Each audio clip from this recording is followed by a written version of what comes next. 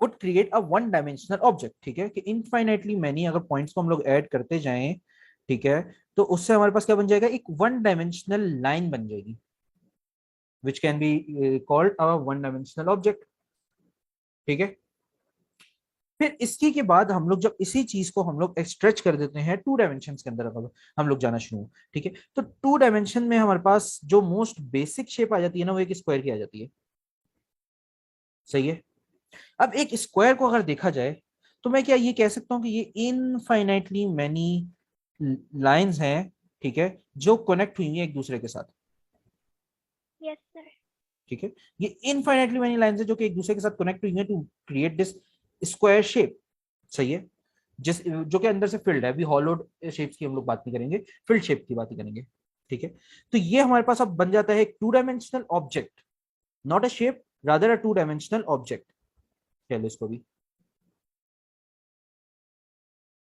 ठीक है। ये हमारे पास आ गया टू डायमेंशनल ऑब्जेक्ट। जब अब हम लोग इसकी प्रॉपर्टीज को देखेंगे, ठीक है, तो ये वही वाली बात होगी कि एक स्ट्रेट लाइन थी, उस स्ट्रेट लाइन को हमने एक अदर डायमेंशन में खींच दिया, स्ट्रेच आउट कर दिया, तो हमारे पास बन गया ये एक टू डायमेंशनल ऑब्जेक्ट, ठीक है। एक स्टूडेंट को कुछ कनेक्टिविटी इश्यूज आ रहे हैं, तो मैं देख लेता हूँ।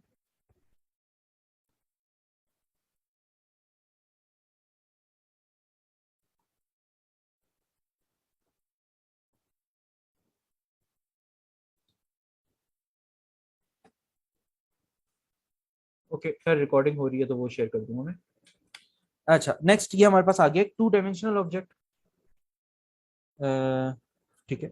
फिर इसी के बाद अगर हम लोग इसी चीज को देखा जाए, ठीक है, इसी को अगर हम लोग थर्ड डायमेंशन में स्ट्रेच आउट करने की कोशिश करें, ठीक है, कि अगर मैं ऐसे ही स्क्वायर्स, इनफाइनाइटली मेनी स्क्वायर्स, जिस तरीके से मैंने इनफाइनाइटली मेनी पॉइंट्स को बना के एक स्ट्रेट लाइन बनाई थी, उसी तरीके से जब मैंने इनफाइनाइटली मेनी लाइंस को ऐड करके एक स्क्वायर बनाया था, उसी तरीके से अगर मैं बात करूं एक इनफाइनाइटली मेनी स्क्वायर्स को अगर मैं ऐड करने की, ठीक है, तो तब मेरे पास क्या बनेगा,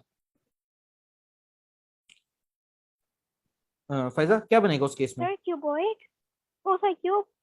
क्यूब या क्यूबॉइड, ठीक है। लाइक एक अगर हम लोग इस तरीके से ही बनाते जाएं, ठीक है, तो हमारे पास एक क्यूब सी शेप बन जाएगी। You can think of this cube as, कि मैंने जो है ना, एक सेकंड मैं क्यूब बना लूं पहले, ठीक है। You can this think of this cube as कि मैंने एक स्क्वायर लिया, उस स्क्वायर को मैंने ऐसे पीछे की तरफ ही स्ट्रेच आउट कर दिया, ठीक है। तो इस केस में हमारे पास क्या बन गई, एक एक थ्री डायमेंशनल शेप बन गई, ठीक है। अब मैं बात करता हूं लेंथ की, एरिया की और वॉल्यूम, ठीक है। लेंथ कैसे बनी थी, जब मैंने इनफाइनेटली मेनी पॉइंट्स को ऐड टुगेदर किया था, तो इससे मेरे पास एक लेंथ बन गई थी, ठीक है।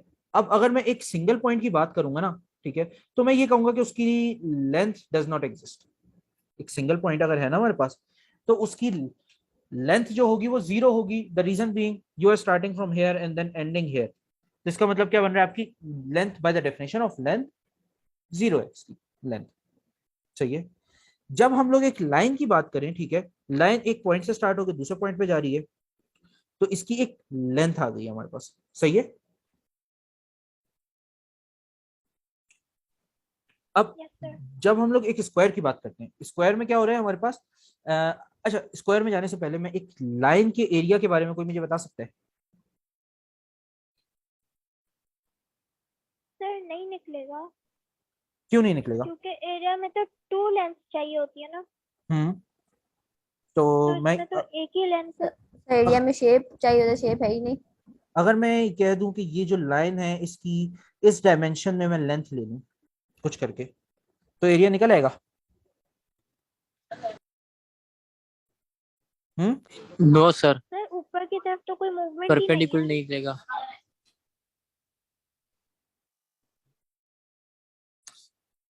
ऊपर की तरफ कोई मूवमेंट नहीं है, ठीक है, मेन चीज यही आ जाती है, ऊपर की तरफ कोई मूवमेंट नहीं है। जब ऊपर की तरफ कोई मूवमेंट नहीं है, तो bye the definition of area, ठीक है, one length multiplied by the other perpendicular length, the area की जो डेफिनेशन आ जाती है ना, वो अगर मैं ब्रेक डाउन कर दूं, बहुत ही स्मॉल स्केल में एरिया की डेफिनेशन की बात कर लूं, ठीक है, तो वो ये समझ लो कि one length multiplied by the perpendicular length, ठीक है ना। तो उससे जो चीज आएगी हमारे पास, वो हमारे पास एरिया आ जाएगा उसका। सही है। इसकी डिफरेंट शेप्स में जब हम लोग जाएंगे, एरिया की बात करेंगे जब डिफरेंट शेप्स में जाके, तो इस चीज को मैं थोड़ा सा और डीपली एक्सप्लेन कर दूंगा। ठीक है, तो एरिया इस तरीके से आता है। अब इशू ये है कि इस लाइन का परपेंडिकुलर में हमारे पास देयर इज नो एरिया, मतलब देयर इज नो लेंथ, ठीक है ना। तो उस केस में हमारे पास इसका एरिया नहीं बन सकता। तो एरिया जो अब हमारे पास टू डायमेंशनल शेप की बात कर देते हैं, इनफाइनेटली मैंने लाइंस को मैंने एड अप कर दिया, ठीक है। जब मैंने इनफाइनेटली लाइंस को एड अप किया तो एक थर्ड साइड पे मेरे पास परपेंडिकुलरली भी इस तरीके की लेंथ आना शुरू हो गई। सही है। जब उन दोनों को हमने मल्टीप्लाई किया तो हमारे पास क्या आ गया, एरिया। Yes sir. ठीक है। फिर हम लोग बात कर देते हैं, फिर हम लोग चलते हैं अब एक क्यूब की तरफ, ठीक है ना। तो क्यूब की वॉल्यूम में भी वही वाली कहानी आ जाएगी जैसे स्क्वायर की वॉल्यूम की हम लोग बात कर रहे हैं, ठीक है। तो स्क्वायर के वॉल्यूम में हमारे पास कोई थर्ड डायमेंशन में कुछ है ही नहीं, इट्स जीरो, ठीक है। तो bye the definition of volume उसकी कोई वॉल्यूम नहीं है। सही है। लेकिन जब हम लोग एक क्यूब की बात करें, ठीक है, उस केस में क्या हो रहा है, ये जो एरिया है इस एरिया को मैंने स्ट्रेच कर दिया इस थर्ड डायमेंशन में, ठीक है। जब इस एरिया को मैंने थर्ड डायमेंशन में एक स्ट्रेच कर दिया, ठीक है ना, तो एक वॉल्यूम बन जाएगी मेरे पास। अब लेंथ के लिए हमारे पास क्या था, ये जो स्ट्रेच आउट था ये पूरी हमारे पास लेंथ हो गई थी। एरिया के लिए क्या था, लेंथ मल्टीप्लाई बाय लेंथ हो गई थी। वॉल्यूम के लिए क्या होगा, लेंथ मल्टीप्लाई बाय लेंथ से हमारे पास क्या आ जाएगा, एरिया। तो हम लोग कहेंगे area multiplied by length. Sir 3 lens को मल्टीप्लाई करेंगे। ठीक है, तीनों लेंस को हम लोग मल्टीप्लाई कर रहे हैं। अगर मैं इसको थोड़ा सा और जरा सिंप्लीफाई सा करूं तो वो ये कह सकता हूं मैं कि इस एरिया को मैं मल्टीप्लाई कर रहा हूं बाय द परपेंडिकुलर लेंथ जो कि थर्ड डायमेंशन में पीछे की तरफ स्ट्रेच आउट हो रही है। ओके।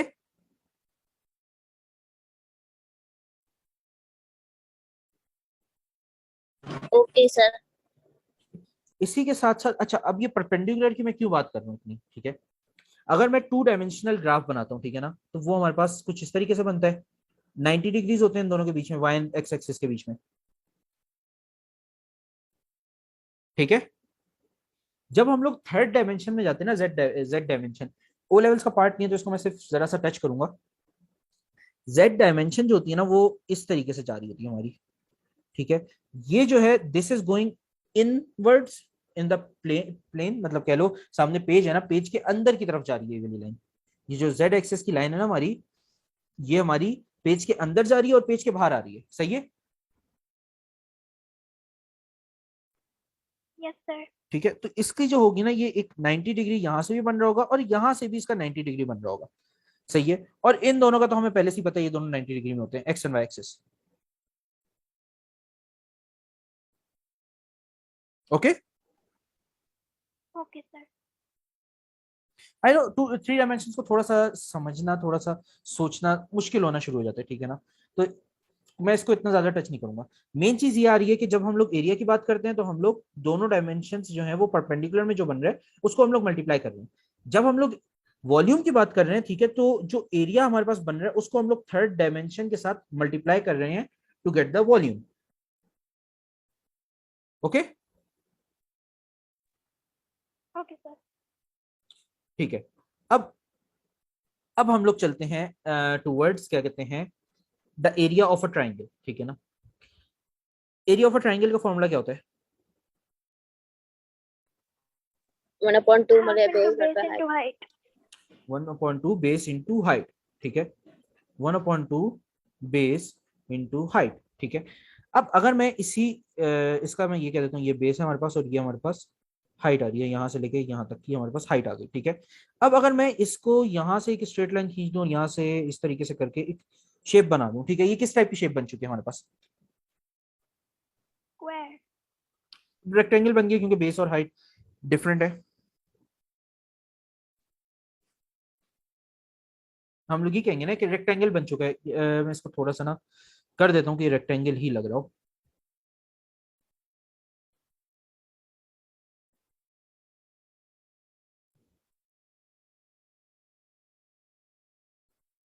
बेस एंड हाइट, ठीक है। अब ठीक है,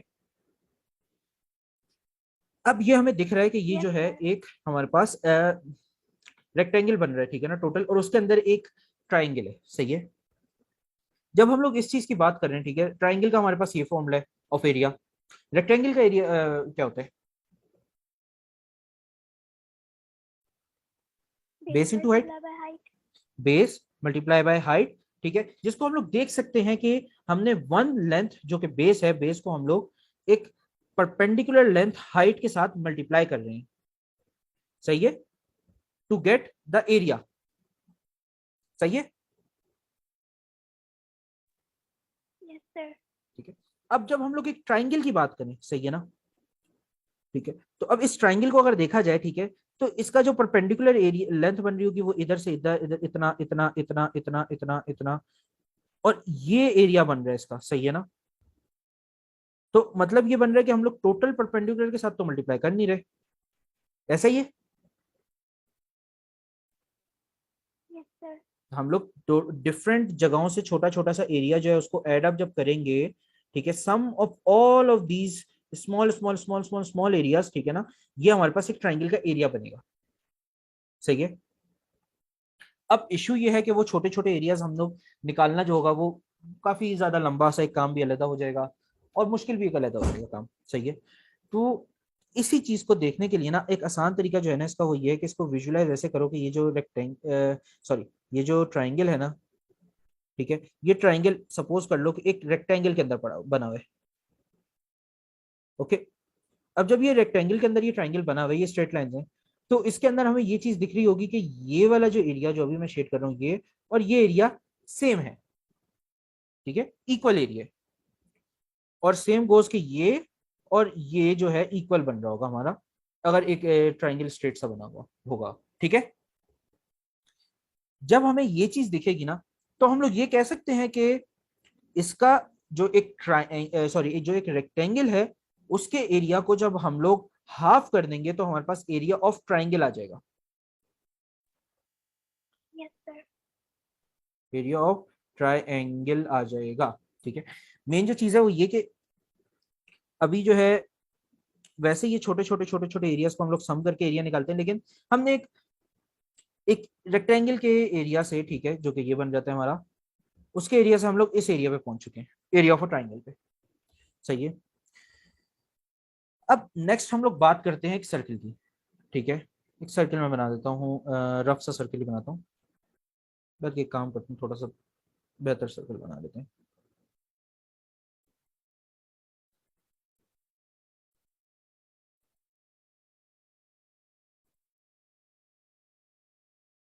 ठीक है, अब ये हमारे पास एक सर्कल बन चुका है, ठीक है। इस सर्किल का अगर एरिया की मैं बात करूं, ठीक है, तो वो होगा ये वाला, ये पहले ये वाला हमने एरिया निकाला, फिर ये निकाला, फिर ये निकाला, फिर ये निकाला, फिर ये निकाला, ठीक है। इसी तरीके से इनफाइनेटली मेनी लाइंस के एरियाज को हम लोग सम करेंगे तो हमारे पास एक सर्किल का एरिया बन जाएगा, ओके। एक सिंगल लाइन का एरिया कितना था?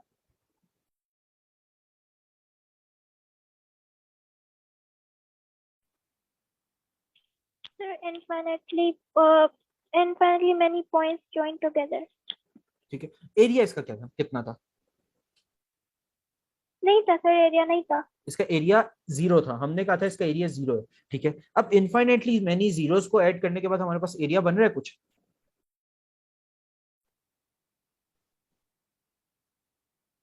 सर पाई आर स्क्वायर होगा.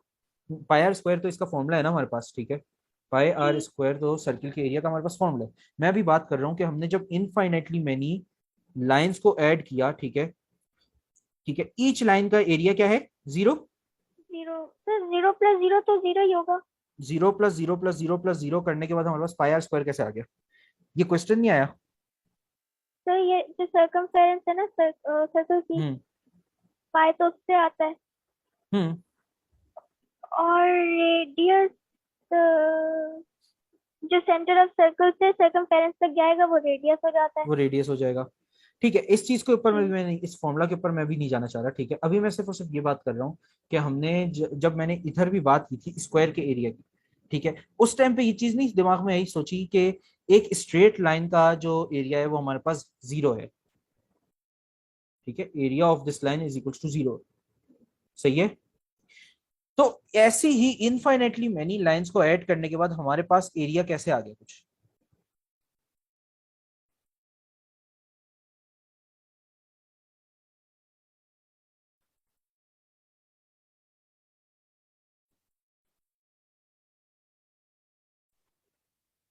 सर उन लाइंस की कोई लेंथ भी तो होती है ना, ठीक है, लेंथ होती है। तो हम वो मल्टीप्लाई करते हैं।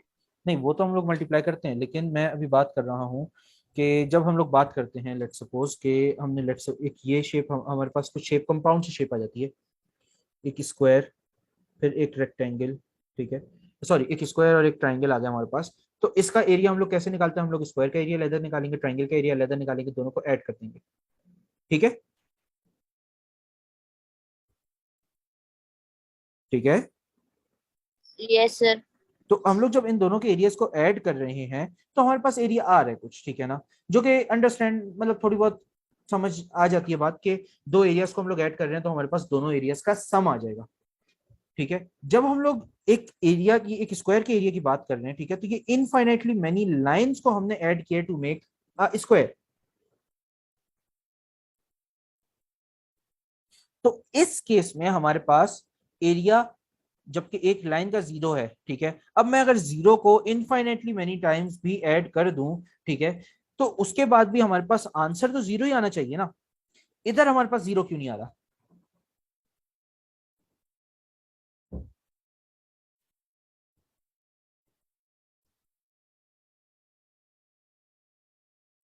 Magic. Okay, okay, I think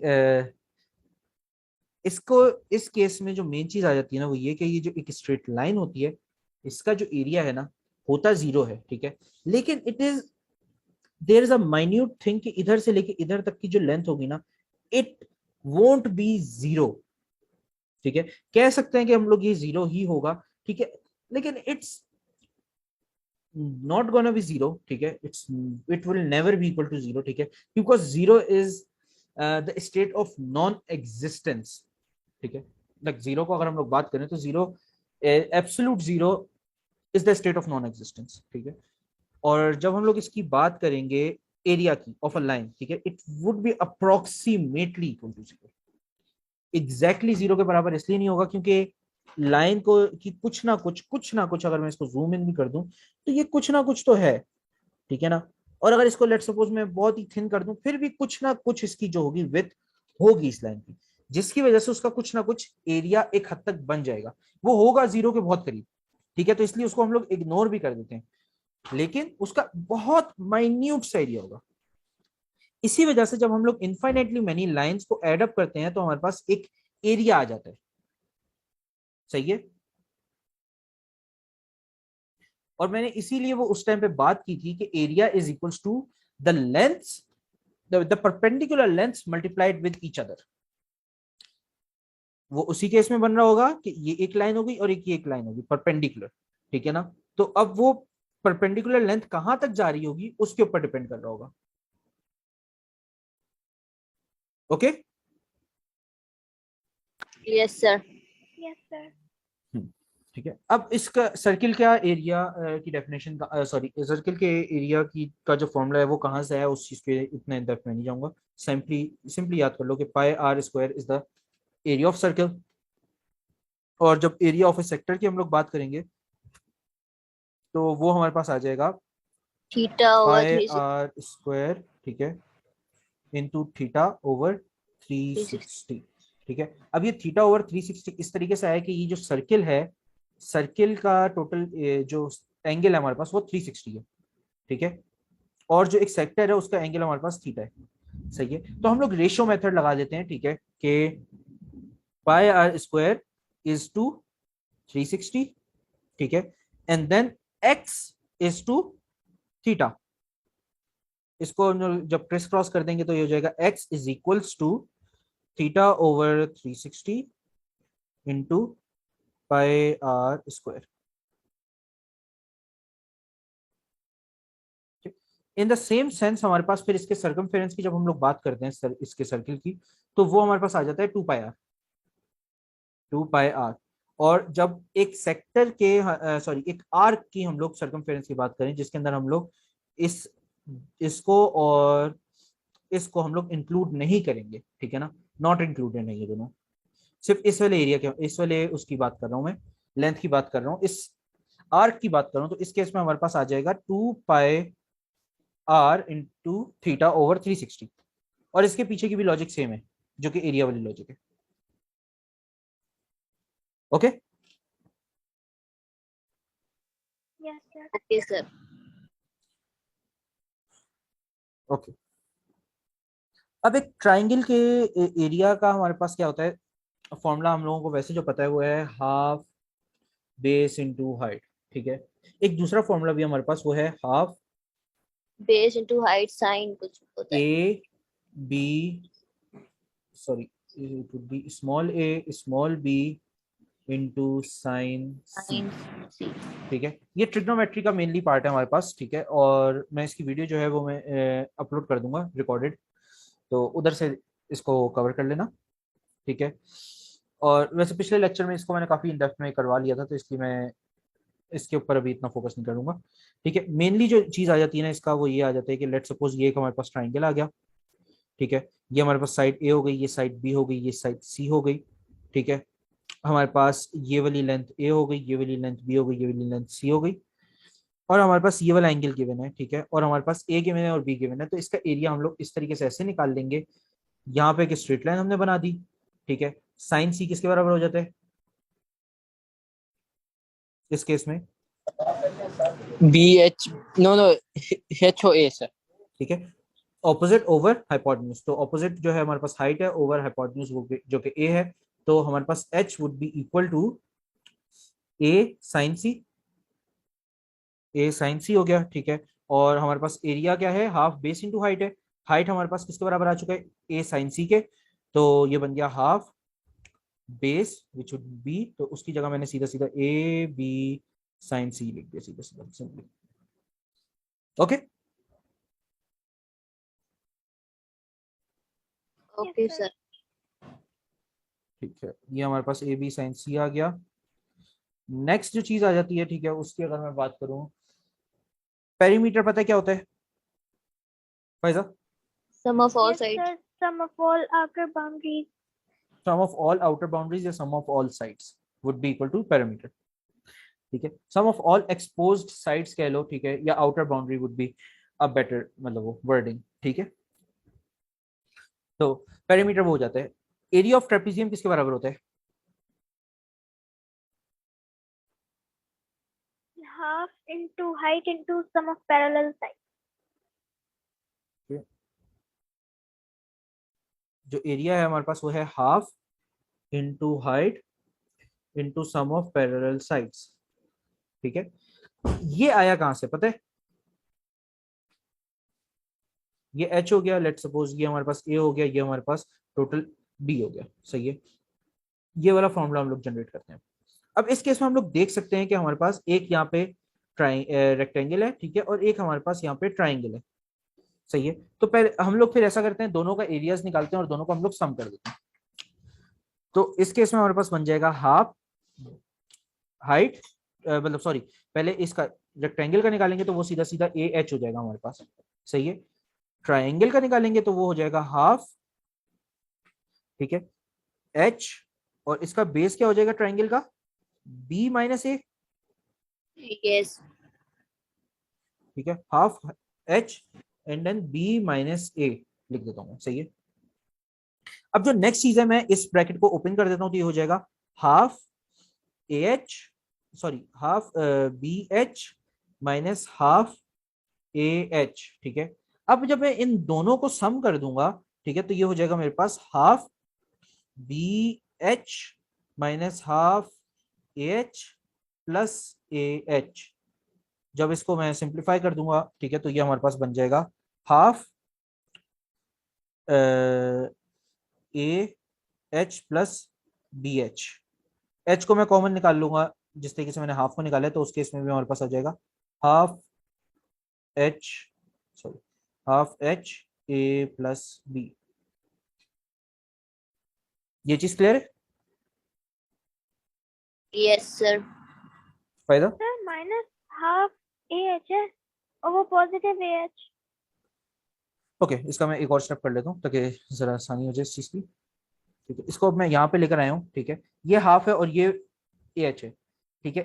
तो इस केस में क्या हो जाएगा हमारे पास, half B H, sir LCM लेंगे। एलसीएम लेंगे तो इधर भी 2 आ जाएगा, नीचे भी 2 आ जाएगा। जी।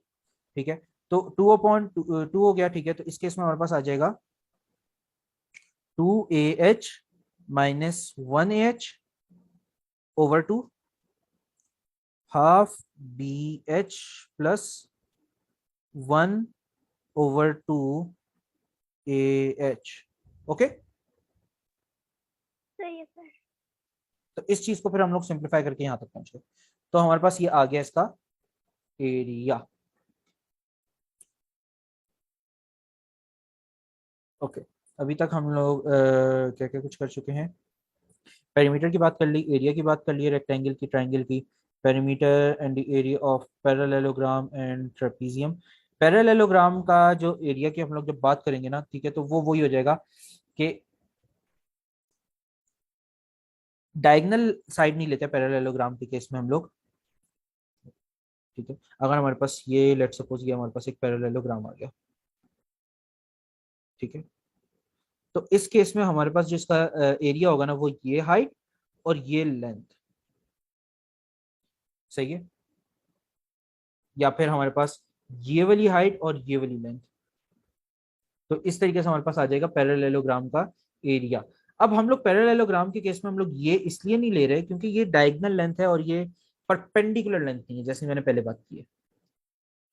ठीक है, और डायगनली हम लोग डायरेक्टली इस लेंथ और इस लेंथ को इसलिए इस्तेमाल कर सकते हैं क्योंकि जो एरिया हमारे पास यहाँ पे लॉस हो रहा है ना, वही एरिया हमारे पास यहाँ पे गेन भी हो रहा है। Okay, yes sir. तो इसलिए हम लोग फिर इसको हाफ हाफ करके वो वाला हिसाब किताब नहीं कर रहे। ठीक है, तो इस केस में हमारे पास आ जाएगा ये, अगर हमारे पास हाइट आ गई और ये हमारे पास इसका बेस आ गया, तो हम लोग कह देंगे बेस इनटू हाइट हो गया हमारे पास इस केस में पैरेललोग्राम का। ठीक है, पेरीमीटर हर शेप का वही वाली बात है, आउटर बाउंड्रीज का सम जो होगा वो पेरीमीटर बन जाएगा। एरिया की जब बात करेंगे तो वो इसी तरीके से आएगा। और ट्रेपीजियम का भी वो पेरीमीटर जो होगा वो सारी साइड्स को हम लोग ऐड कर देंगे, तो ट्रेपीजियम का हमारे पास पेरीमीटर आ जाएगा।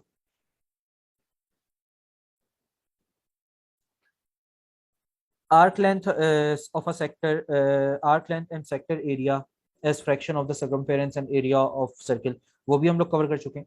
अब हम लोग बात करते हैं सरफेस एरिया एंड वॉल्यूम की। ठीक है, और फिर उसके बाद हम लोग सीधा पासवर्ड क्वेश्चंस पे निकल जाएंगे। ठीक है, सर काइट भी तो है। हम्म, काइट 2D में। काइट का अगर मैं बात करूं, ठीक है, ये शेप बन जाती है। काइट एक ऐसा रोम्बस है जिसकी साइड्स इक्वल नहीं होती सारी, पता है ना। Yes sir. ठीक है, अब अगर एक काइट की मैं बात करूं, ठीक है, तो काइट को मैं दो चीजों में डिवाइड कर सकता हूँ, एक ये वाला यस सर। ट्राइंगल और एक ये वाला ट्राइंगल। ठीक है, तो इन दोनों ट्राइंगल्स का हम लोग वो निकाल लेंगे, एरिया निकाल लेंगे और ऐड कर देंगे। ओके, तो उस केस में अगर मैं बात करूं, ठीक है, ये हमारे पास हो जाएगी H1, ये हो जाएगा हमारे पास H2। ठीक है, बेस हम लोग कह सकते हैं दोनों का सेम है, ये हमारे पास B हो गया। ठीक है, तो ये हो जाएगा half base into H1 plus half base into H2। ठीक है, तो क्योंकि हाफ बी और हाफ बी कॉमन है तो हम लोग कॉमन निकाल लेते हैं इनको, half B H1 plus H2। Okay, yes sir. अब ये H1 और H2 को हम लोग डिफरेंट, अगर लेट सपोज ये H1 और H2 हमें नहीं गिवन, ठीक है, तो हम लोग सिंपली इसकी जगह जो होगा हमारे पास प्रोबेबली ये चीज गिवन होगी, ये लेंथ और ये वाली लेंथ हमें गिवन होगी। तो इस वाली लेंथ और इस वाली लेंथ को और बेस को इस्तेमाल करते हुए और यहाँ का एंगल जो हमें गिवन होगा उसको इस्तेमाल करते हुए हम लोग फिर निकाल लेंगे। खैर ऐसा क्वेश्चन डायरेक्टली नहीं पूछेंगे, 2-3 पार्ट्स में ब्रेक कर करके पूछेंगे, पहले एक चीज निकालो, फिर दूसरी चीज निकालो, फिर तीसरी चीज निकालो, तो उसके बाद अंदाजा खुद ब खुद होना हो जाता है कि किस तरीके से ये सॉल्व हो रहा होगा। अगर कोई क्वेश्चन ऐसा आ गया तो मैं जरूर करवा दूंगा। ठीक है,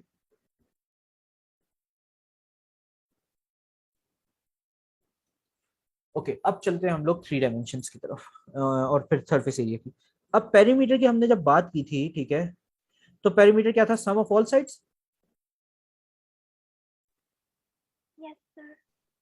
ठीक है, पेरीमीटर था सम ऑफ ऑल साइड्स। इसी तरीके से जब हम लोग सरफेस एरिया की बात करते हैं ना, तो surface area is the sum of all the surfaces, all the surface areas, ठीक है, या फिर sum of areas of all the surfaces, तो होगा वो हमारे पास हो जाएगा सरफेस एरिया।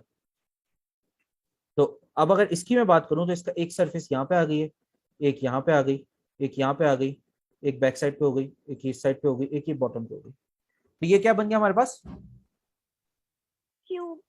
एक क्यूब हो गया। क्यूब के हमारे पास 6 सरफेसेस हो गई, और 6 की 6 जो फेसेस हैं या सरफेसेस हैं, उनका जो एरिया अगर हम लोग ऐड कर देंगे तो हमारे पास क्या आ जाएगा, सरफेस एरिया आ जाएगा। जी। तो उस तरीके से हमारे पास एरिया आता है ऑफ अ क्यूब, ठीक है, of area of a cube तो हमारे पास सिंपली आ जाता है 6 साइड इंटू साइड, ठीक है ना, या फिर 6 टाइम्स साइड स्क्वायर, क्योंकि 6 फेसेस हैं और इस क्यूब है तो उसका चारों साइड्स इक्वल होंगी, सॉरी चारों मतलब तीनों साइड उसकी इक्वल हो जाएंगी, तीनों लेंथ उसकी इक्वल हो रही होंगी। ओके, ये क्यूब की बात होगी। एक क्यूबॉइड के केस में क्या होगा, सर हर फेस का अलग अलग एरिया निकाल के ऐड करेंगे। लेट्स सपोज कि हमारे पास क्यूबॉइड कुछ इस टाइप का आ जाता है,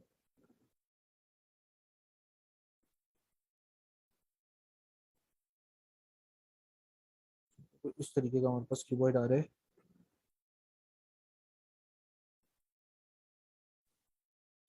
इस केस में हम लोग करेंगे ये कि एक चीज याद रख लेना कि ऑपोजिट क्यूबॉइड के केस में ना, जो ऑपोजिट हमारे पास वो होती हैं फेस, ऑपोजिट फेसेस होंगे वो इक्वल होंगे।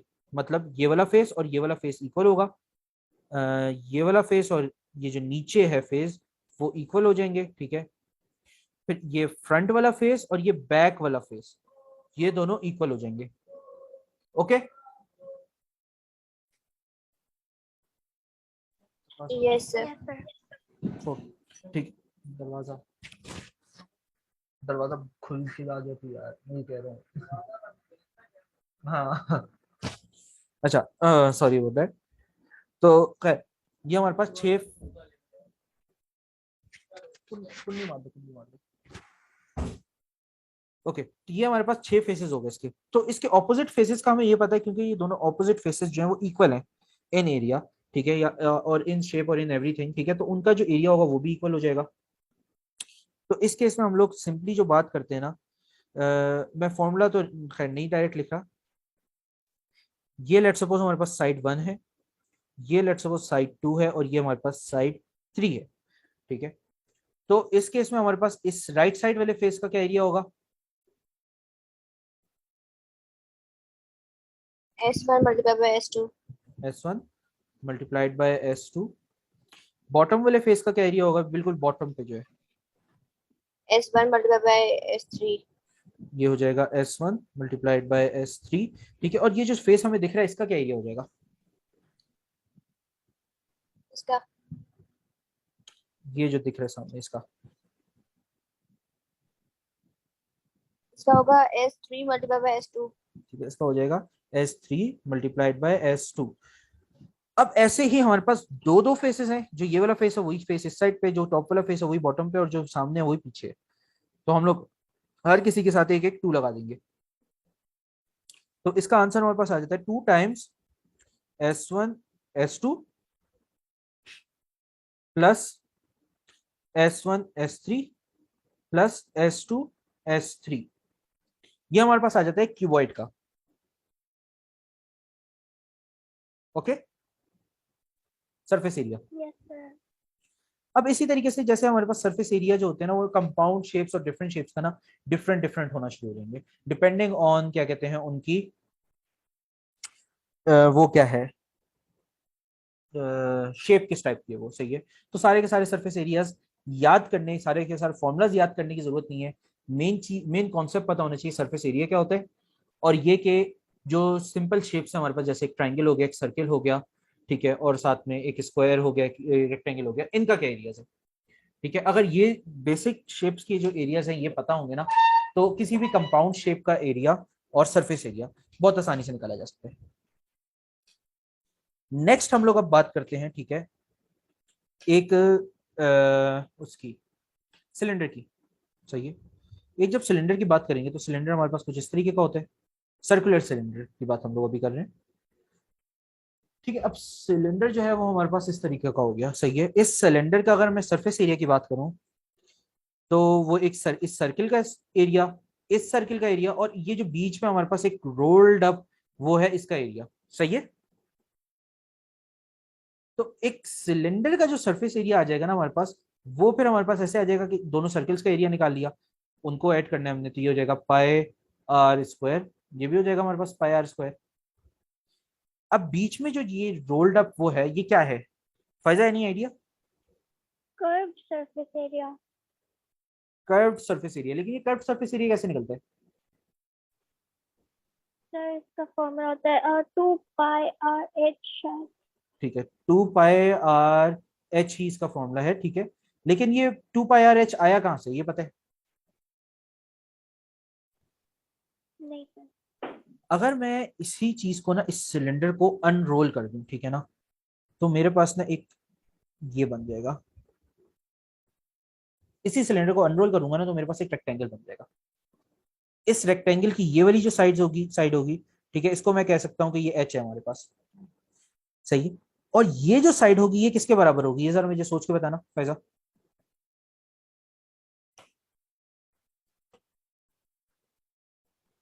Sir height of the cylinder. नहीं, हाइट ऑफ द सिलेंडर तो हमने ये लिख दिया ना, लेंथ ही वो इसको भी sir length. Diameter of the circle. Diameter of the circle, diameter तो हमारे पास 3 डायमेंशन में कुछ इस तरीके का बन रहा होगा ना, मैंने तो इसको अनरोल किया है,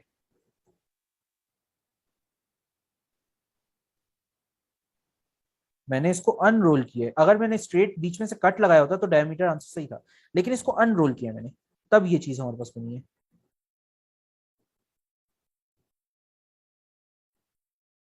सर पाई आर स्क्वायर होगा। नहीं, पाई स्क्वायर क्यों होगा?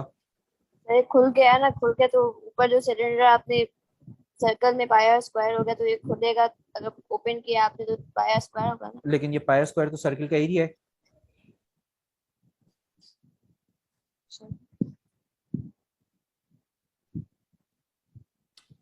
सरकमफेरेंस हो सकता है सर्किल का, क्या फायदा? यस सर बिल्कुल हो ठीक है, सकता ये जो सर्किल का सरकमफेरेंस है, जब हमने इसको अनरोल किया है, ठीक है, तो ये जो सर्किल का जो सरकमफेरेंस है हमारे पास इधर, वो हमारे पास ये वाली लेंथ बन जाएगी, सही है। तो ये हमारे पास फिर क्या बन रहा है इसी तरीके से, 2 पाई आर, ठीक है। जी सर। तो कर्व सरफेस एरिया किस तरीके से निकलता है, curve surface area is equals to 2 pi R H, ठीक है। लेकिन ये जो 2 पाई आर एच है ये आया कहां से, ये हमारे पास 2 पाई आर हो गया, और ये हमारे पास एल हो गया या फिर एच हो गया, ओके। यस ये हमारे पास टोटल हो चुका है सारी की सारी बेसिक शेप्स, ठीक है, जिनका हमारे पास एरिया और वॉल्यूम जो होगा गिवन नहीं होगा एग्जामिनेशन में। जो स्पेयर का हो गया एरिया एंड वॉल्यूम वो हमारे पास गिवन होगा, पिरामिड का एरिया एंड वॉल्यूम जो होगा, सरफेस एरिया एंड वॉल्यूम, वो हमारे पास गिवन होगा एग्जामिनेशन में, मतलब उसका फॉर्मूला एटलीस्ट गिवन होगा। एंड कोन की भी ये कहानी है, ठीक है, तो इसलिए उनको मैं नहीं जाऊंगा उनकी डेप्थ में। अब हम लोग सीधा पासवर्ड क्वेश्चन की तरफ चलते हैं, ठीक है। Yes sir.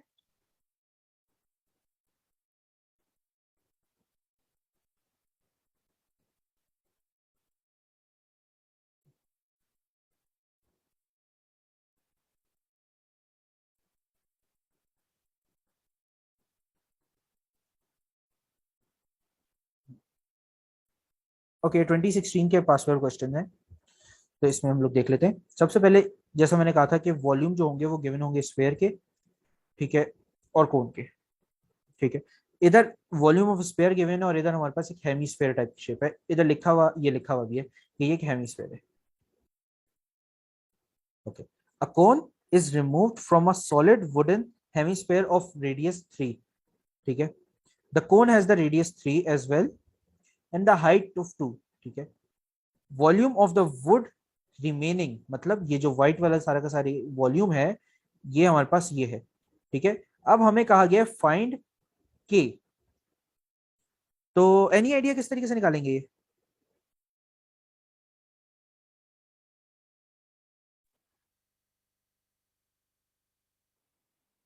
Sir unshaded region minus shaded reason.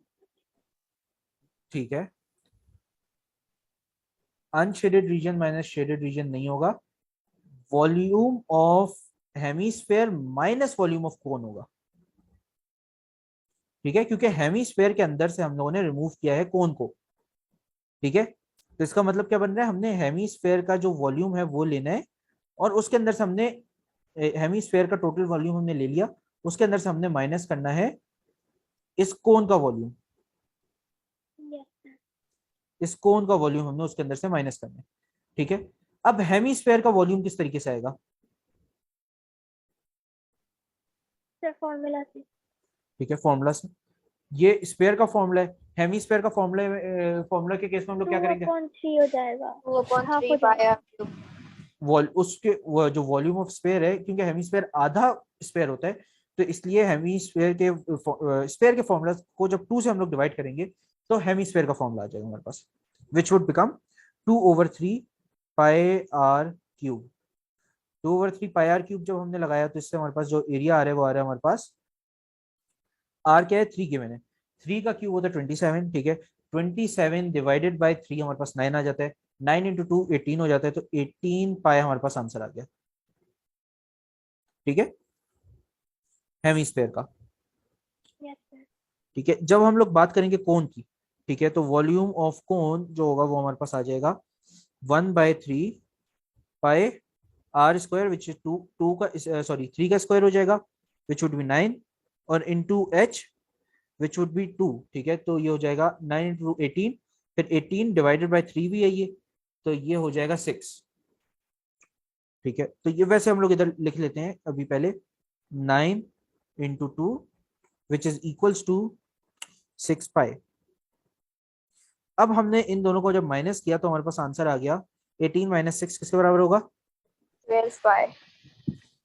12 पाई हो जाएगा हमारे पास। ठीक है, और सिंस इन्होंने हमसे पूछा के की वैल्यू, तो के की वैल्यू आ गई 12।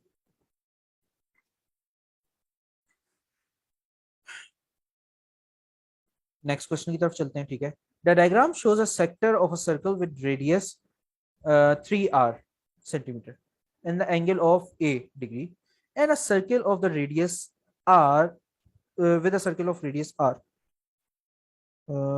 ठीक है, ये अंदर सर्कल ऑफ रेडियस r है।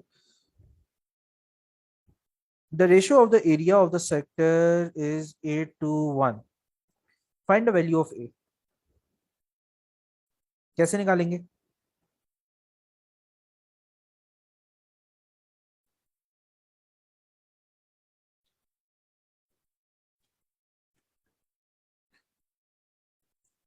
सर एरिया का फॉर्मूला लगा के। ठीक है,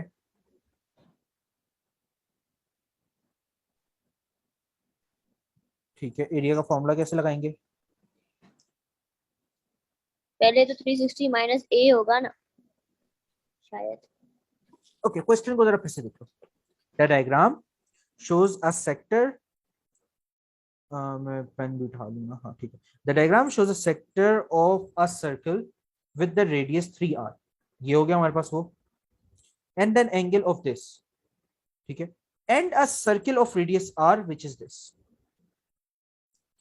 the ratio of the area of the sector of area of circle, मतलब इसका रेशो और इसका रेशो जब हमने बात की है, ठीक है, with the circle of this, ठीक है, वो हमारे पास 8 to 1 हो गया। सही है, अब हमारे पास इस सर्कल का एरिया किस तरीके से आता है? फॉर्मूला क्या है इसका? Pi R square. Pi R square. इस सेक्टर का एरिया कैसे आएगा? Pi R square multiply by by theta upon 360। तो pi R square multiply by a/360। जी। ठीक है, हमें ये पता है कि इस ये ratio to pi R square, ठीक है, ये किसके बराबर हमारे पास बन रहा है? 8:1। सही है, इस केस में जो हमारे पास आर है वो हमारे पास 3R है, सिंगल आर नहीं है, 3R है, ठीक है ना। तो इसको जब हम लोग फॉर्मूला को थोड़ा सा और आगे लेके चलते हैं, ठीक है, और 8 को हम लोग 8 को इधर जाकर मल्टीप्लाई भी कर देते हैं, 1 तो इधर वाकई वही हो जाएगा, तो ये हो जाएगा pi 3R square 3R whole square into a by 360 is equals to 8 pi R square. इसको हम लोग ओपन अप करेंगे लेफ्ट साइड को, तो हमारे पास अब आ जाएगा 9 by 360 pi R square a is equals to 8 pi R square. ठीक है यहां तक। अब ये पाई आर स्क्वायर और पाई आर स्क्वायर को मैं कैंसिल आउट कर सकता हूं, यस ठीक है, इनको मैं कैंसिल आउट कर देता हूं। नेक्स्ट ये 9 बाय 360 है, इसको मैं दूसरी साइड पे ले जाऊंगा, तो ये a हो जाएगा, a would be equal to 8 into 360 divided by 9। अब 9 4 जा 36 4 जा 36, तो ये सीधा सीधा 40 हो गया, सही है। तो 8 इंटू 40 किसके बराबर है?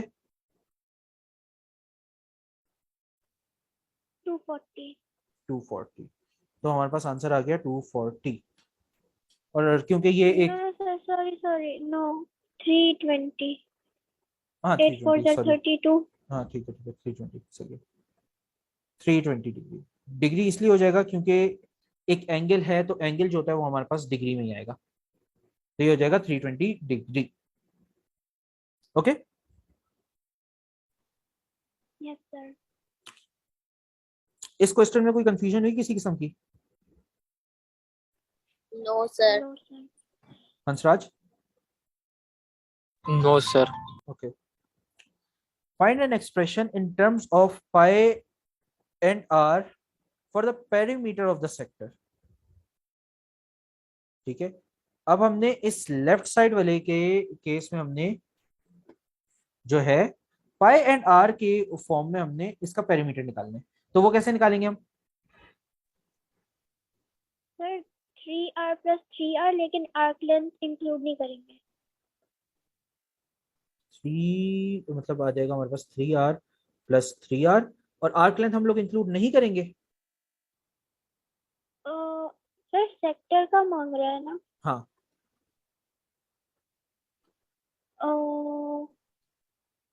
अच्छा हाँ सही है, आर्क लेंथ इंक्लूड होगी। मैं छोटा वाला सेक्टर देख रही थी।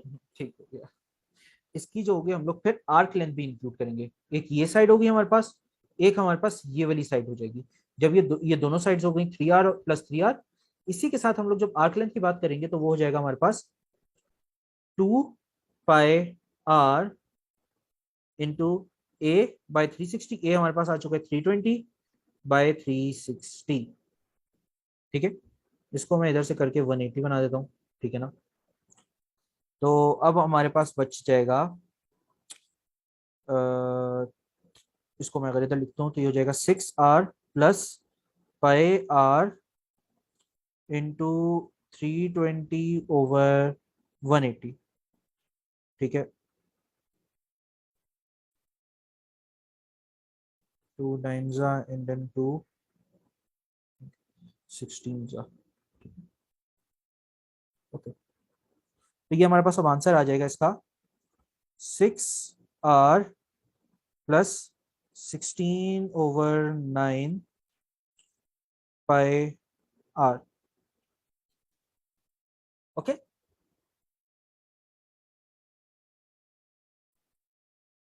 Okay okay sir. ठीक है, नेक्स्ट हम लोग चलते हैं फिर अब इस वाले क्वेश्चन के ऊपर। ये हमारे पास एक अजीब सी शेप आ गई है, ठीक है। अब इसको हम लोग जरा देखते हैं। पहले वॉल्यूम ऑफ कोन हमें इन्होंने पहले ही दे दिया, तो मतलब ये आगे वाले किसी पार्ट में होगा मोस्ट प्रोबेबली। अच्छा, ये वाला कैलकुलेटर, ये पेपर 2 है तो कैलकुलेटर इसमें अलाउड है। सबसे पहले solid 1 is a cylinder with a small cylinder removed from its center as shown in the diagram. The height of each cylinder is 20 centimeter and the radius of the small cylinder is r. The radius of the large cylinder is 3.5 5 centimeter greater than the radius of the small cylinder. The volume of the solid one is this. ठीक है, find calculate are कह दिया इन्होंने। तो एक cylinder का volume जो है वो क्या होगा, ये मुझे जरा बताना अपना फिजा फिजा है फाइजा है सर फायदा। ओके फाइजा, यस फाइजा, सोच के बताना मुझे। सर मुझे फॉर्मूला याद नहीं आ रहा। ओके इसका फॉर्मूला याद करने की वैसे जरूरत भी नहीं है। अभी तक मैंने वॉल्यूम के बारे में क्या बताया था, volume is an area three length. stretched into height the third dimension, सही है, ये an area stretched into the third dimension, pi R square H. Pi R square H. ठीक है, वो कैसे हो गया, सर्किल, सर्किल का एरिया क्या है पाई आर स्क्वायर, और इसको जब हम लोग इधर खींच के ले गए, ठीक है, तो हम लोग एक एच लेंथ खींच के लेकर गए, तो ये हो गया pi R square into H. Okay,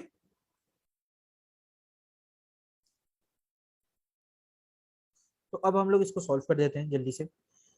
अब हमें ये पता है कि pi R square H is equals to 3000, H की वैल्यू हमें 20 गिवन है, pi R square 20 is equals to 3000, इसको ऐसे कट कर दिया, 2 इधर आ जाएगा, pi sorry R square would be equal to 300 divided by 2 pi.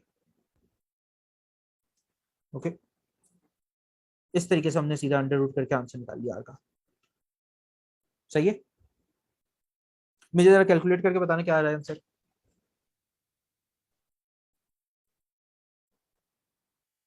Sir 2 से 300 को कट नहीं कर सकते? क्या चीज, 2 से 300 को कट नहीं कर सकते? हाँ वो भी कर सकते हैं, वो भी कर दो बेशक, कैलकुलेटर एंड में फिर भी इस्तेमाल करना पड़ ही रहे, तो इसलिए पहले करो बाद में करो कोई फर्क ठीक नहीं है पड़ता। ठीक है। लाइक वो मैंने 0 0 भी कट जो कर दिया ना, वो भी करने की कोई जरूरत नहीं है। तो 6.90 तो हमारे पास आंसर आ गया 6.90, मतलब 6.9 आ गया सीधा सीधा। सही है, solid 2 is a cone with the volume this, ठीक है, the perpendicular height of the cone is twice its radius, which solid is taller and how much। अब हमारे पास आ गया थोड़ा सा मुश्किल सा क्वेश्चन कह सकते हैं हम, ठीक है, मुश्किल नहीं है, आसान ही है सिंपली, क्योंकि इसका वॉल्यूम हमें गिवन है, ठीक है, उसके साथ साथ हमें एक चीज गिवन दे दी है, परपेंडिकुलर हाइट, जो कि मतलब ये वाली हाइट हो जाती है, इज ट्वाइस इट्स रेडियस, ठीक है, और हमारे पास ये फॉर्मूला इन्होंने गिवन कर दिया है, which is 1/3 pi R square H. 2 R हो जाएगा वो। तो इसका मतलब बन रहा है हाइट कि आपकी एच इज 2 आर इक्वल्स हो टू जाएगी। 2r होगी। सही है, तो अब इन्होंने बात की है एच की, हमें एच ही निकालना है at the end of the day, ठीक है ना, तो हम लोग पहले इसका आर निकाल लेते हैं, तो वो हो जाएगा 1/3 pi R square into 2r, सही है, इज इक्वल्स टू 3000, ठीक है, ये हो जाएगा, इसको अगर मैं सिंप्लीफाई कर दूंगा तो ये हो जाएगा R cube is equals to 9000/2 pi, ठीक है, और R would be equal to cube root of this, answer क्या आ रहा है,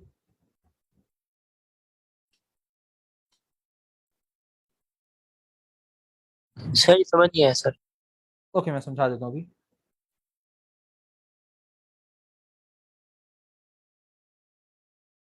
11.27 11.27 हो गया, ठीक है, आर हमारे पास 11.27 हो गया, तो H would be 2 times this, तो H would be equal to 2 times 11.27, making H is equals to 22.54, 22.54, तो solid 2 is higher by 2.54 centimetre, ठीक है,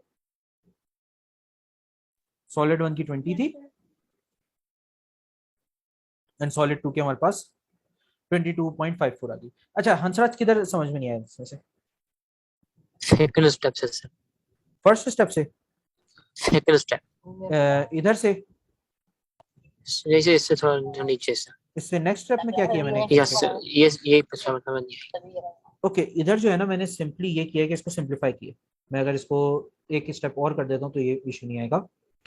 इसको मैं अगर लिख दूं नेक्स्ट स्टेप में ये हो जाएगा, इंस्टेड ऑफ 1/3 हो जाएगा 2/3 pi R cube is equals to 3000। यहाँ तक समझ में आ गया? सर 2 पायर कहाँ से आया? 2 ये रहा ना और पाई ये रहा। जब मल्टीप्लाई हो रहे हैं तो इस 2 को मैं पीछे अच्छा लिख सकता हूँ। ठीक है तो पाई तो वैसे ही पीछे था, तो ये फिर जो यस है सर। 3 उधर जाके मल्टीप्लाई हुआ टू मेक इट 9000 और 2 पाई जो है वो नीचे आ गया, डिवाइड हो गया। ठीक है क्लियर है अब? Yes sir. Okay next, the diagram shows a triangular prism of length, ठीक है, and its cross section is an equilateral triangle with 8 centimeter, ठीक है। Calculate the total surface area of the prism. Okay क्या ये question मुश्किल है? No sir. Okay कैसे solve होगा? सर फ्रंट शेप का एरिया जो कि ट्रायंगल है वो प्लस एक्सटेंडेड लेंथ जो कि 24 है। 24 नहीं, एरिया सरफेस एरिया की बात की है मैंने। सर सबके सरफेस का एरिया लेकर फिर प्लस करेंगे। एग्जैक्टली सारे फेसेस का हम लोग एरिया निकालेंगे, उसको फिर हम लोग ऐड कर देंगे। ये जरा सॉल्व करना और मुझे बताना क्या आंसर आ रहा है।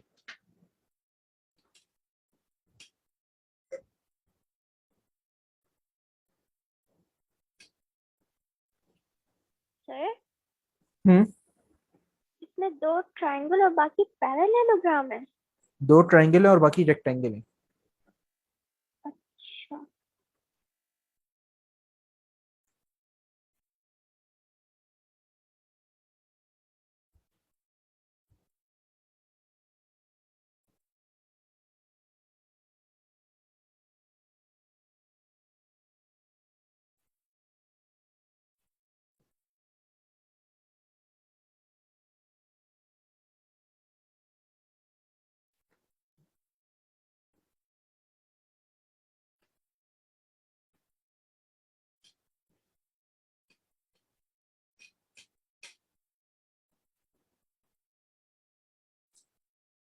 सर 768 शायद।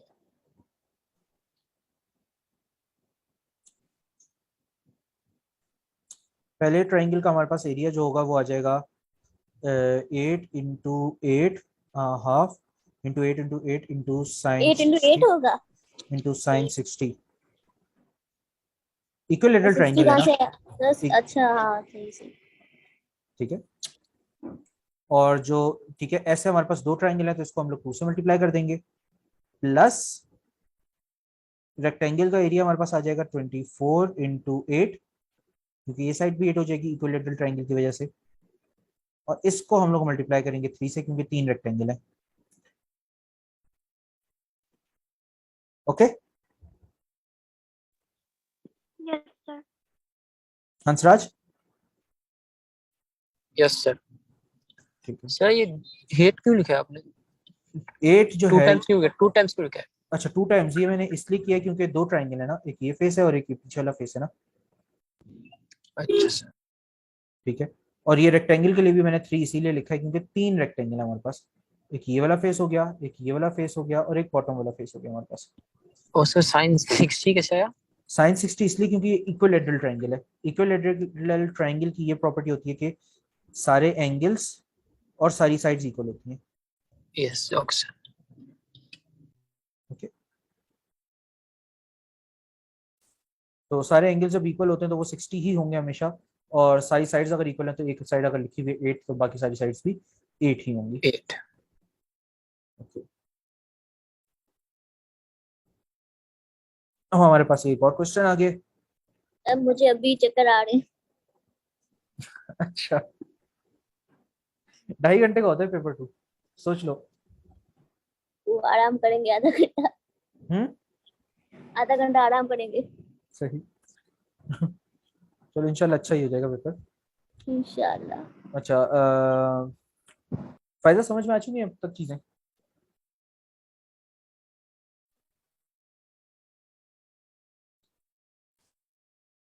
फायजा,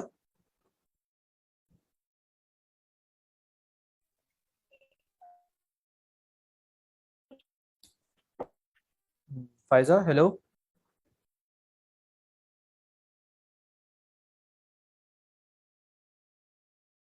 हेलो।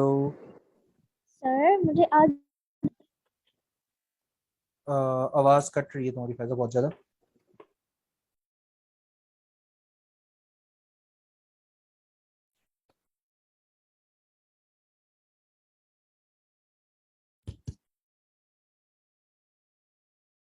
ओके ठीक है।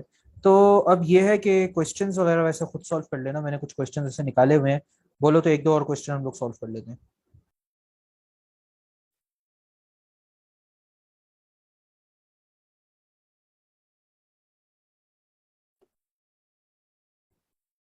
ठीक है, हम लोग फिर एक ये वाला क्वेश्चन, ये पार्ट बी मुझे थोड़ा सा ना मजे का लग रहा था, तो मैंने कहा इसको जरा देख लेंगे। Part B is a baking tray is an open cylinder of blah blah blah blah blah. ठीक है, calculate the area of the top surface of the rim. ठीक है, ये जो एरिया ये हमने कैलकुलेट करने हैं। अब ये एरिया कैलकुलेट करना बहुत आसान है, सिंपली बाहर वाला एरिया सर्किल का, मतलब आउटर सर्किल का एरिया माइनस इनर सर्किल का एरिया, तो हमारे पास आ जाएगा रिम का एरिया। ठीक है, तो ये हमारे पास हो जाएगा पाई 16.5 स्क्वायर माइनस पाई 15.5 का स्क्वायर। ठीक है, अब ये इसमें आ जाता है 24 identical circular holes are cut out at the bottom of the baking tray. The area of the bottom that contains this much। ठीक है, ओके अब इसको देखना पड़ेगा क्वेश्चन पूरा, आई गेस। नहीं, पार्ट ए बिल्कुल अलग डिफरेंट हो जाता है। Baking tray is an open cylinder, radius this with the rim of this. ठीक है, the outer edge of the rim is a circle. ठीक है, खैर अब 24 identical circular holes are cut out, identical circular holes are cut out at the bottom of the baking tray. ठीक है, मतलब यहाँ पे 24 आइडेंटिकल सर्कुलर होल्स हमने किए हैं।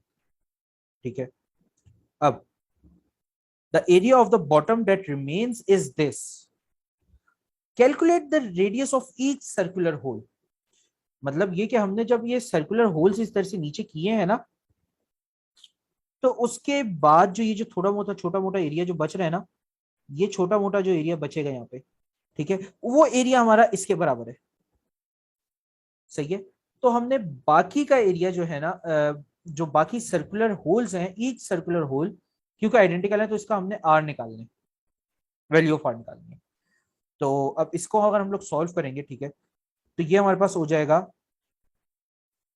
सबसे पहले पूरे के पूरे ट्रे का जो वो है एरिया है, वो किसके बराबर हो जाएगा? पाई आर स्क्वायर। 650। ओ अच्छा यस सर। पाई 15.5 स्क्वायर। ठीक है, अब इसमें से हम लोग माइनस करेंगे क्या, ये विच इज, या फिर मैं इसको ये कह सकता हूं कि ये जो पूरी ट्रे का एरिया है, this is equal to 44 identical circular holes के एरिया को अगर मैं ऐड कर दूं, which would be 44 pi R square. ठीक है, उनका एरिया प्लस 650 से हमारे पास टोटल ट्रे का एरिया आ जाएगा। सही है, सर ये वाला समझ नहीं आया। ओके। इसके ये जो बीच में एरिया है, ये समझ में आ गया कैसे निकलेगा, द मिडिल एरिया? नहीं सर। नहीं, ये अंदर जो हॉलो सर्किल है, इसका हाँ एरिया वो क्या है? सब तो समझ आ गया। ठीक है, उसका एरिया आ गया समझ में। नेक्स्ट जो चीज है इन्होंने क्वेश्चन में जो लिखी हुई है 24 जो रिमेनिंग आइडेंटिकल, एरिया वो 650 है। उसको हम लोग बाद में जाते हैं। 24 identical circular holes are cut out at the bottom of the baking tray. मतलब 24 सर्कुलर होल्स हमने यहाँ पे कट आउट कर दिए। Okay, yes sir. अब इस तरीके से ये होल्स कट आउट हो गए हैं, ठीक है ना। 24 आइडेंटिकल है ये, बट आइडेंटिकल है इसका मतलब क्या है कि इन सारों होल्स का एरिया जो होगा वो एक बराबर होगा, कोई से भी दो। ठीक है। ठीक है, तो इसका मतलब ये बन रहा है कि ये जो और फिर उसके बाद ये कहा है कि जब उसको हमने कट आउट कर दिया है, ठीक है, तो जो बाकी का चीजें हमारे पास बची हैं, जो बाकी का ये बीच बीच में जो गैप्स बचे हुए हैं, सही है, इन गैप्स का एरिया हमें बताया गया है कि इसके बराबर है। ठीक ठीक है, है। अब अगर मैं इन सारे गैप्स को प्लस इन सारे सर्किल्स के एरियाज को ऐड कर दूं तो क्या इस पूरे के पूरे इंटरनल सर्किल का एरिया आ जाएगा मेरे पास। Yes sir. ठीक है, तो इस इन सर्कुलर जो होल्स हैं इनका एरिया किसके बराबर है, पाई आर स्क्वायर। पाया स्क्वायर। ठीक है, क्योंकि ये 44 ऐसे होल्स हैं तो इसको मैं सीधा सीधा 44 से मल्टीप्लाई कर दूंगा। ठीक है। ठीक है, प्लस 650 जो कि एरिया हमारे पास इन गैप्स का है। अच्छा। ठीक है, तो ये किसके बराबर हो गया, this is equal to pi 15.5 square.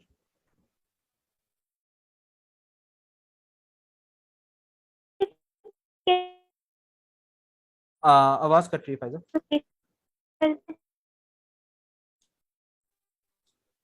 Sir ऐसा करते थे कि पूरा का एरिया निकालते और 650 से माइनस कर देते। ये भी कर सकते थे, पूरा एरिया निकाल दिया कर सकते और थे आप। पूरे एरिया, अगर मैं उसी चीज पे आ रहा था, ठीक है ना, ये एरिया निकल गया, ओके।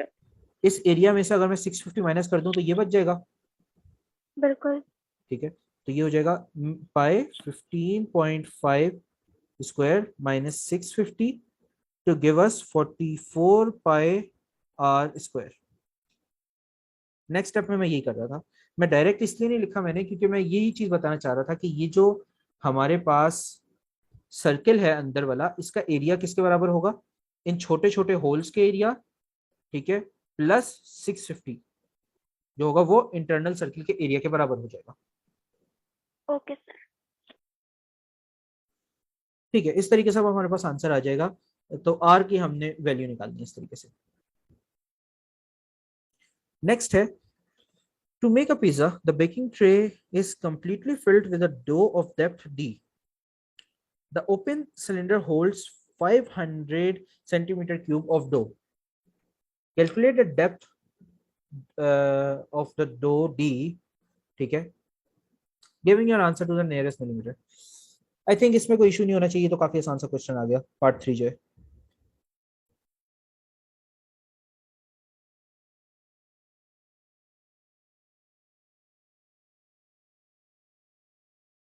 ऐसा ही है।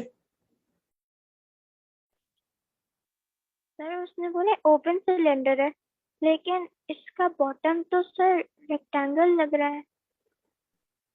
इस सर्किल को जब हम लोग सामने से देखेंगे ना तो अच्छा। ये चीज दिखेगी हमें। सही। ठीक हो गया, तो यही वाली चीज जो है ये इधर आई है, ये चीज याद रखना एग्जामिनेशन में। पार्ट बी है, अब पार्ट बी का 1, 2 और फिर 3, तो ये सारी चीजें सेम टू सेम इसी चीज की, इसी को फॉलो करते हुए आ रहे हैं हम लोग। इसका पार्ट ए था, ए और बी में फर्क क्या आ गया कि ये सर्किल की तो बात की है, लेकिन उसके बाद हम लोग क्वेश्चन ही टोटल डिफरेंट पे आ गए।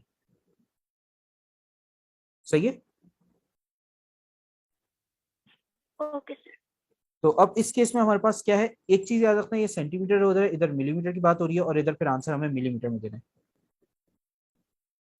तो सबसे पहला काम जो होगा ना, मल्टीप्लाई बाय 10 कर देंगे बस। इसको हम लोग मल्टीप्लाई बाय 10 कर देंगे, ठीक है ना, और फिर एंड में जाके डिवाइड बाय 10 कर देंगे, या ऐसे ही कुछ होगा।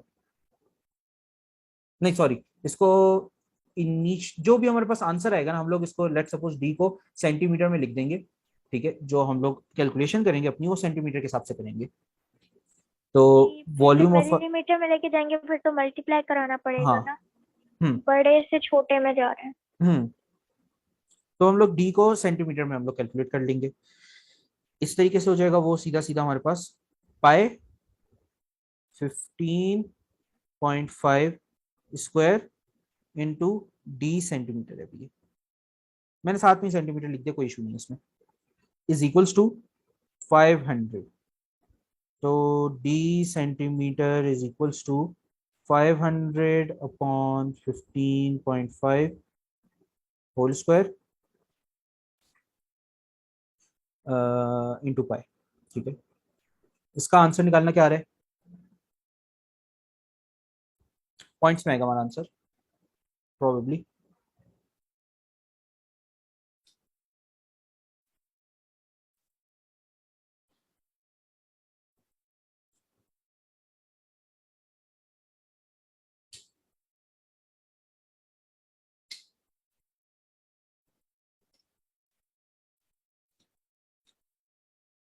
0.66। 0.66 हमारे पास आंसर आ रहा है। ठीक है, इसको अब हम लोग 10 से मल्टीप्लाई करेंगे, क्योंकि ये हमारे पास सेंटीमीटर था, हमने इसको मिलीमीटर में लेके जाना है। तो तो 6.6 हो जाएगा। 6.6। 6.6। ठीक है, ये हमारे पास इसका आंसर आ गया। अब इसके बाद हमारे पास एक ये वाला क्वेश्चन भी आ गया। अच्छा, ये वाला जो क्वेश्चन है ना, ये थोड़ा सा ट्रिकी इन द सेंस ऐसे है कि इधर इन लोगों ने हमें बताया नहीं है कि ये 90 डिग्री है, वैसे क्वेश्चन में बताया हुआ है। ठीक है, इधर लिखा हुआ नहीं है कि ये 90 डिग्री है, सही है। तो मुझे क्वेश्चन से देख के बताना कि कहाँ कौन सी चीज है जो कि इंडिकेट कर रही है कि ये 90 डिग्री है यहाँ पे। एक एफ होगा। नहीं, मुझे क्वेश्चन में ये चीज बताओ कहाँ पे ऐसे ये चीज इंडिकेशन दे रही है कि जो बीई है वो सीई के साथ 90 डिग्री बना रहा होगा। तो ये जो ABEF है ये एक हॉरिजॉन्टल रेक्टेंगल है और CEDF और वर्टिकल, तो हॉरिजॉन्टल और वर्टिकल तो 90 डिग्री एंगल बनाते हैं ना जब भी मिलता है। बस ठीक है, दैट्स करेक्ट। स्टार्टिंग में मैंने जब ये क्वेश्चन पढ़ा था मैंने कहा ये तो गलत है, क्वेश्चन ही गलत बन रहा है, लेकिन फिर मैंने देखा नहीं, ये वाली बात है, यहाँ पे इन लोगों ने इंडिकेट कर दिया है कि ये 90 डिग्री है। ठीक है, 5 10 मिनट। ठीक है, तो ये इधर से हमारे पास इंडिकेशन आ गई। ये क्वेश्चन इतना मुश्किल नहीं था, आसान सही था। ठीक है, ओके। अच्छा, क्वेश्चन को देख के ना समझ जाना कि भाई ये इसका क्वेश्चन है, ये उसका क्वेश्चन है। इस क्वेश्चन में ना कहीं पे भी हमारे पास सरफेस एरिया और क्या कहते हैं वॉल्यूम की बात नहीं। इस क्वेश्चन में सरफेस एरिया और वॉल्यूम की बात ही नहीं की इन्होंने कहा find the length of AC. अब एसी क्या है, एसी ये यहाँ से लेके यहाँ तक वाली है। अब हमें ये पता है कि ये रेक्टेंगल है, तो इसका मतलब है ये राइट एंगल होगा। ये राइट एंगल है, ये 2 है, ये 5 है, तो ये हमारे पास सीधा सीधा आ जाएगा। इसको मैं h बना देता हूँ, तो h would square would be equal to, sorry, h square would be equal to 2 square plus 5 square, h would be equal to under root 4 plus 25, h is equals to under root 29। Similarly CE की बात है, 90 degree है, ये हमें angle given है, और हमें ये पता है कि ये वाली जो है ये इसके 2 के बराबर ही हो जाएगा, तो ये 2 हो गया। सिंस ये 2 हो गया हमारे पास, तो फिर 15 है, तो ये हम लोग कॉस लगा देंगे सीधा। हाँ, नहीं कॉस लगेगा, साइन लगेगा, साइन लगेगा सर। साइन लगेगा। ठीक है, साइन 15 तो लग जाएगा। सिमिलरली एफ ए ई की बात कर दी अब इन्होंने, एफ ए एंड देन ई, इस वाले एंगल की बात कर दी। अब इस वाले एंगल के लिए हमें चाहिए क्या होगा, ये बैक साइड पर हमें 5 पता है, 5 है। ठीक है, ये वाला जो एंगल है 4 मार्क्स दिए हुए ना, तो थोड़ा सा लंबा काम करना पड़ेगा। ठीक है, तो वो वाला एंगल निकालने के लिए हमें ये वाली लेंथ निकालनी पड़ जाएगी। वो अब कैसे निकालेंगे, सिंपल है, हमें सीई जो है हम लोग इस पार्ट में निकाल चुके हैं सीई। ठीक है, सीई है हमारे पास, ये वाली लेंथ है हमारे पास, तो हम लोग ये वाली लेंथ भी निकाल सकते हैं। ठीक है, सिंस ये और ये आइडेंटिकल होंगे तो ये लेंथ भी आ जाएगी हमारे पास। ठीक है, साथ ही साथ में हमारे पास ये वाली लेंथ भी है, तो ये वाला एंगल हम लोग निकाल सकते हैं फिर 10 लगा के। सही है, यस सर। ओके, तो क्वेश्चन मुश्किल नहीं होते, थोड़े से ट्रिकी इन द सेंस हो जाते हैं, अगर नॉलेज होना चीजों की तो काफी आसान हो जाते हैं क्वेश्चंस। सही है। अच्छा, अब ये बताना नेक्स्ट टॉपिक कोई किस चीज के ऊपर होना चाहिए? एक तो काइनेमेटिक्स का मैंने बहुत सुना है, बहुत इश्यूज आ रहे हैं काइनेमेटिक्स में। Sir stats. स्टैट्स बहुत लंबा है, स्टैट्स में कोई स्पेसिफिक टॉपिक बताओ। ओह अच्छा।